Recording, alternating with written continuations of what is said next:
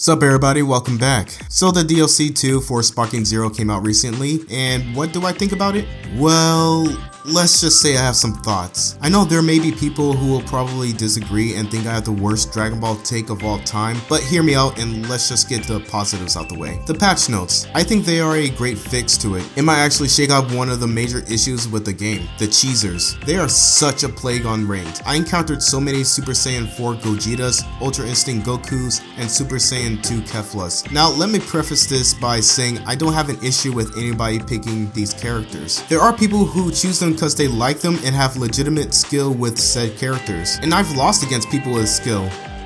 A lot.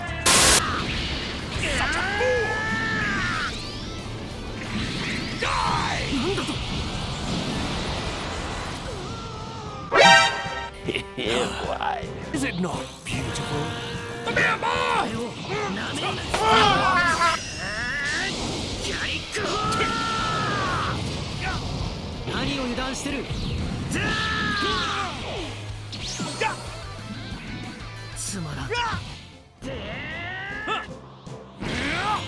It was like this, right?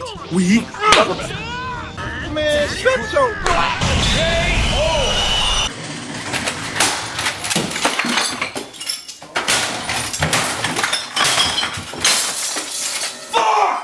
but they are few and far between. I commonly come across players where their skills is spamming and exploits.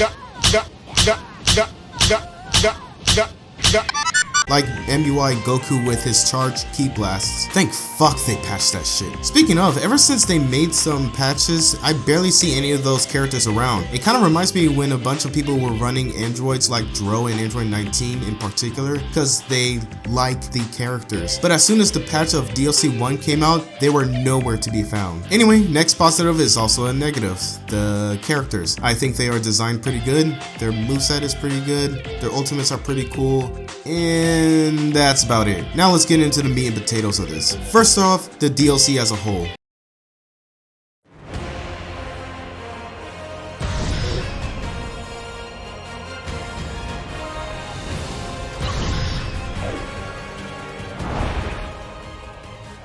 The patch update and characters aside, am I the only one who feels that the DLC is kinda bare? Like it got no meat on the bones. It's just characters, not even custom battles. Listen, I like the new characters and patches for the gameplay and quality of life features and all, but the game came out in October of last year, and 2 DLCs later you telling me that we don't have a single new map? Not just new maps, some of the OG maps. When the game came out, I found it odd that we didn't get all of them. No Hell, no Kami's Lookout, which I felt those two are a must-have in any Dragon Ball game, but I feel like they are just gonna play the long game like they did with Fighters, which I know how much we love that. Not only that, why not some of the story mode elements? Maybe it's wishful thinking to me, but it would have been great if we got something more to do like playing through some of the story which the DLC is based on. As expansive the story mode already is, it's still lacking some things that the game's predecessor had, such as the GT storyline and the movie storylines. Hell, even Kakarot got a Daima storyline for DLC.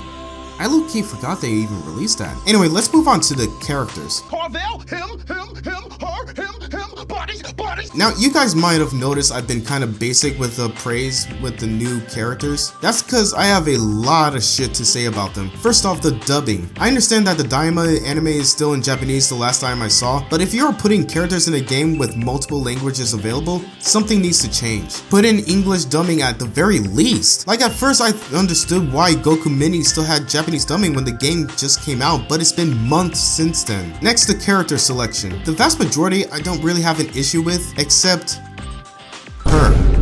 Why? Of all characters from the roster, you pick Pansy. I don't really have an issue with her in the game at all. She at the very least is used to introduce the gamma aspect of the game. It's not as pointless as Katy Perry and the gang heading to space in those Disney XD spacesuits. But as one of the first characters in the game, if anything I would have picked Shin or something. Someone who should have been in the game from the jump. If y'all don't mind it, then that's cool. Another little thing is, while the characters feel fine, but that's cause they don't feel that much different. I can't really be the only one who feels that way. Literally the only one that felt cool to play was Glorio. I mainly use Super Saiyan 3 Mini Vegeta because of his ultimate so I can be disrespectful with it. Now there is one other issue that has plagued this game, and it's not just the DLC itself. It's the aspect of the game in its entirety, and that's the Now this deserves a video of its own. I was originally gonna put a little rant about this in Xenoverse 2 video back then, but it got corrupted. And I feel like this issue is a lot more prevalent here, so might as well. We all know that Bandai is mostly responsible for the failure of Sparking Zero, but it's mainly due to its community. Not the community as a whole, of course, I just mean the two parties of it. I've already thrown shots at the spammers and cheaters and all that, but there is one other aspect I haven't talked about, the content creators. I'm not gonna name any names, but I'm sure you've come across videos like, so-and-so is an instant win, or so-and-so was a huge mistake, and better yet, this character or some move is completely broken. And these are just some of the types of creators that would post a week or two later why Sparking Zero failed, the downfall of Sparking Zero, and the community ruined Sparking Zero, while sitting there acting like they ain't part of the problem. Like, these are the type of niggas that have no type of integrity and gaslights you while contributing to the issue. And the worst part is that their audience will blindly agree like they are playing follow the leader. And then these types of players and creators will gaslight, well, if it's in the game, why don't you use it? Nigga, if there is a death in the game, does that mean you should die?